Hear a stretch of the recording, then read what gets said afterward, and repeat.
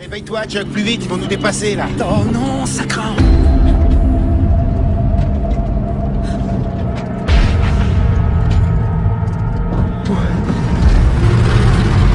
Vous avez vu comment ils nous font regarder, ces mecs? C'est pas vrai.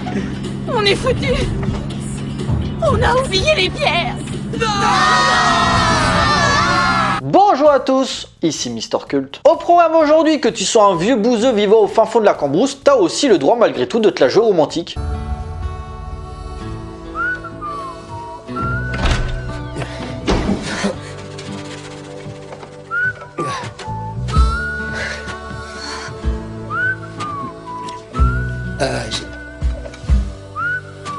Voilà.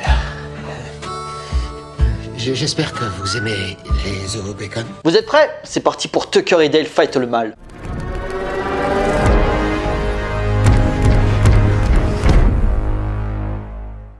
Alors, Tucker et Dale Fight le Mal ou Tucker et Dale vs Evil en VO est une comédie horrifique canadienne sortie en 2010 et réalisée par Eli Craig dont c'est le premier film. Bon, ça va aller assez vite sur le cinéaste car il n'y a pas grand chose à dire finalement. Né en 1972 à Los Angeles, il est l'un des fils de la célèbre actrice Sally Field, doublement sacrée aux Oscars pour ses rôles dans Norma Ray et Les Raisons du Cœur. Voulant suivre les pas de sa mère, il commence sa carrière en tant que comédien dans des seconds rôles pour des films comme Carrie 2, La haine de Katchea, suite du chef-d'œuvre de Brian De Palma, puis de Space Cowboy du grand Clint Eastwood. Puis après, il se lance dans la réalisation, d'abord en 2004 avec le court-métrage The Tower of Pong, petite comédie de 20 minutes sur le ping-pong. Mais il va surtout se faire connaître grâce au film du jour Tucker et Dale Fight le Mal qui marque les esprits en remportant divers prix dans différents festivals. Dès lors, on se dit que sa carrière est lancée et non, les projets ne vont pas se bousculer devant sa porte malheureusement. Et de l'autre côté, les rares trucs qu'il tourne ne sont pas validés comme l'épisode pilote de la série Zombieland, inspiré du film, qui finalement n'est pas gardé par le studio qui décide tout simplement d'annuler le show avant même sa première diffusion. On doit attendre 2017 pour le voir revenir derrière la caméra avec le sympathique mais pas très original Little Evil, qui malgré un bon casting tient trop son scénario sur ses références que sont La Malédiction et Rosemary's Baby. À part ça, il serait sur un nouveau projet qui s'intitulerait Brad and Doom, une comédie horrifique qui serait vue comme un mix entre Cloverfield et Mariage à la grecque. Alors vu comme ça, je vois pas trop les deux films se lier ensemble, mais comme c'est une comédie, ça peut malgré tout donner quelque chose d'intéressant. Donc on va pas se le cacher, la filmographie de Eli Craig c'est pas la montagne du fun, un réalisateur pas meilleur mais pas pire que certains à qui on leur donne étrangement des films beaucoup plus ambitieux. Mais bon, même si sa carrière sonne un petit peu au ralenti, Eli Craig peut quand même se vanter d'avoir mis en scène l'une des meilleures comédies de la dernière décennie avec Tucker et Dale Fight le Mal.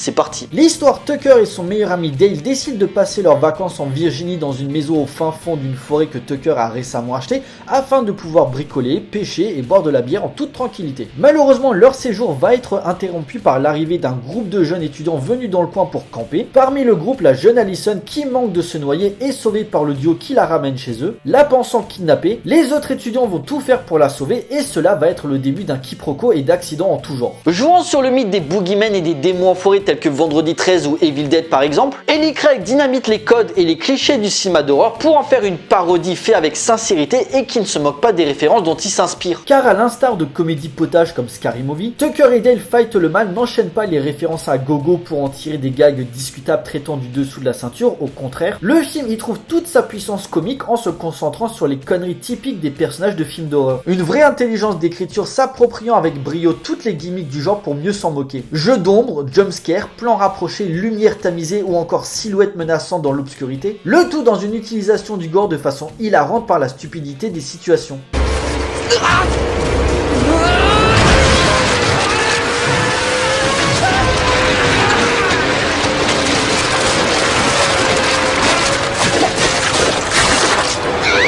Les poncifs du slasher sont tournés en dérision en montrant nos deux acolytes comme des tueurs alors qu'ils ne peuvent rien faire face à l'accumulation des morts autour d'eux. C'est assez amusant d'ailleurs de voir ces pecnos soi-disant méchants se faire prendre d'assaut par ces jeunes présentés comme des héros alors que tout ce qui se passe dans le film vient d'un malentendu. Tucker et Dale Fight, en fait je vais juste dire Tucker et Dale car c'est chiant à chaque fois de dire tout le titre du film. Donc Tucker et Dale se présentent comme un teen movie horrifique fun et décomplexé qui explose vraiment sa narration quand le massacre commence. Si certaines blagues sont assez grasses, même si c'est un film canadien, ça garde le ton des comédies américaines, le côté exagéré de la situation joue sur notre incrédulité et nous fait marrer du début à la fin, permettant à l'œuvre de ne pas tomber dans l'humour lourdingue.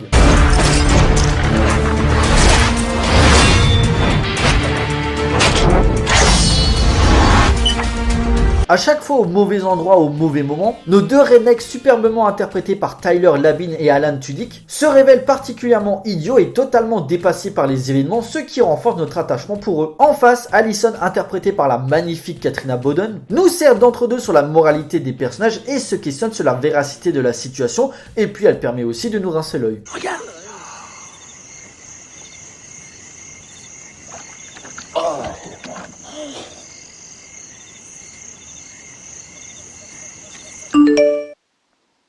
Quoi, je la suis sur Insta et alors? Dans cette cabane au fin fond de la forêt, ces anti-héros par excellence sont montrés un petit peu comme des H nouvelle génération, tant leur combat contre cette menace se lie parfaitement à leur connerie tout en restant cohérent tout le long du récit par leur agissement. A noter d'ailleurs pour jouer sur la comparaison que le DVD ou le Blu-ray, ça dépend de votre support, propose une version alternative du film narrant l'histoire mais filmée du point de vue des jeunes, prouvant que les méfaits peuvent être trompeurs suivant l'interprétation. Sans oublier que depuis quelques années, une idée de suite serait dans les tuyaux, mais le projet a l'air d'avancer au ralenti et se traîne un peu. Messieurs, dames, il est l'heure de conclure. Rythmé, purement référentiel tout en étant extrêmement drôle, Tucker et Dale se présente comme l'un des meilleurs hommages qu'on puisse faire au sous-genre horrifique du slasher. Un petit bijou se jouant des stéréotypes du genre où les amateurs se régaleront des nombreuses citations aux classiques de l'horreur, alors que les non-initiés pourront se marrer par le côté débile et méchant de la chose, comme le surplus d'hémoglobine plus là pour assumer l'aspect outrancier et exagéré de l'ambiance que pour vraiment dégoûter le spectateur. Chaque scène étant encore plus dingue que la précédente, le récit ne s'arrête jamais dans la démesure comique et gore où les jeunes font office de chair à canon pour notre plus grand plaisir. S'il n'est pas un chef-d'œuvre du cinéma, notamment à cause de sa dernière partie qui n'est clairement pas à la hauteur du reste, il n'a jamais eu cette prétention de l'être. C'est juste une série B efficace et sympathique aux jouissifs morceaux de bravoure accentués par une dose de spectacle fun et divertissant. Clairement le top de la comédie horrifique par excellence à se mater posé avec du popcorn et une binouse à la main. Tucker et Dale est un film culte à découvrir d'urgence. Alors les filles,